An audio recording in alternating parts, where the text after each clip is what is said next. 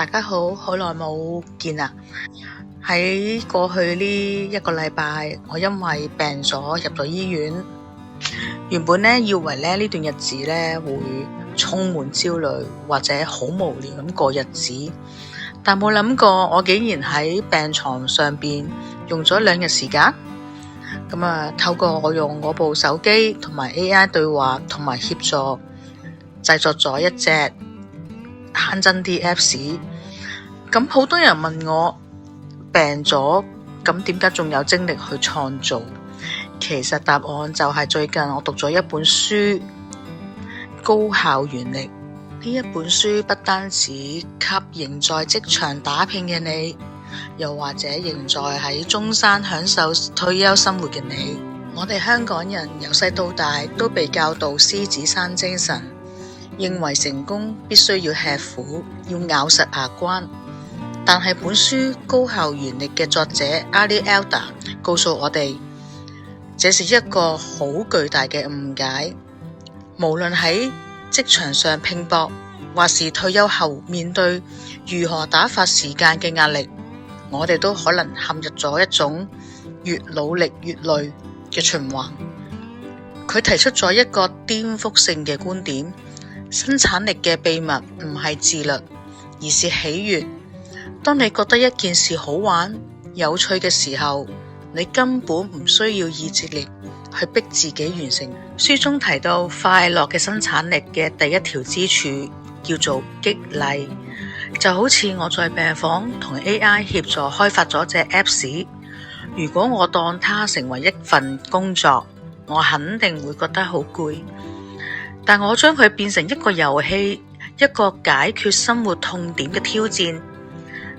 對於在職嘅你，呢個可能係將一個枯燥嘅報告變成一場有趣嘅數據探索。對於退休嘅你，這可能係將日常嘅家務變成一場充滿創意嘅生活實驗。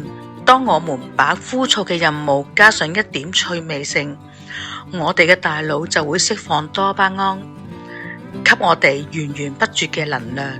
第二條支柱就係解鎖。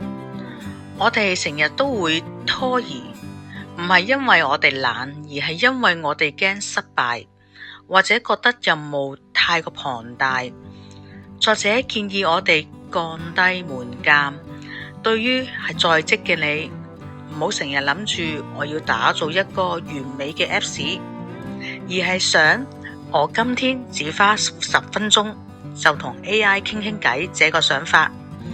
對於退休嘅你，唔好諗住我要學會所有新嘅興趣，而係諗我今日只嘗試畫一筆或者學一句新嘅普通話。當你邁出那個輕鬆嘅第一步，後邊嘅路自然打開㗎喇。最後一條支柱係續航。真正嘅生產力是一場馬拉松。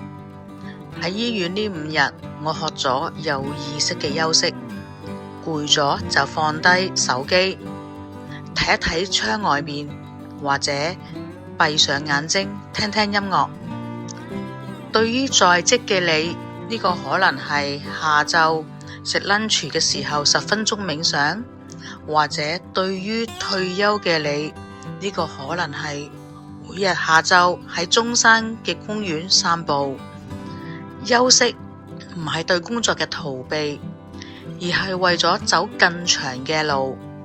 只有當我哋嘅心靈得到滋潤，我哋先至可以持續地創造價值，享受生活。呢一本書《高效原力》不單止讓我哋從病痛中找到了平靜同埋動力，更加讓我哋重新思考了生產力嘅真正意義。佢提醒我哋，生活不應該只係疲累同埋壓力，而應該充滿喜悅同埋創造。無論你喺香港嘅寫字樓裏邊奮鬥緊，定係喺中山嘅陽光下享受晚年。如果你也常常覺得生活好攰，工作或者退休生活提不起勁，我真係非常推介你讀呢一本書。試下問自己，如果呢件事變有趣，我哋會點樣做？咁期待留言區聽到你哋嘅故事，我哋下次見。如果大家鍾意呢條片，或者對今日嘅分享有咩意見同睇法，非常歡迎喺下面留言話我知，一齊交流下。想睇更多真實唔伏嘅中山生活攻略，記得喺 Facebook 搜索加入中山美食地圖群組，同埋 subscribe 埋我呢個 YouTube 頻道支持下啦。我哋下次見。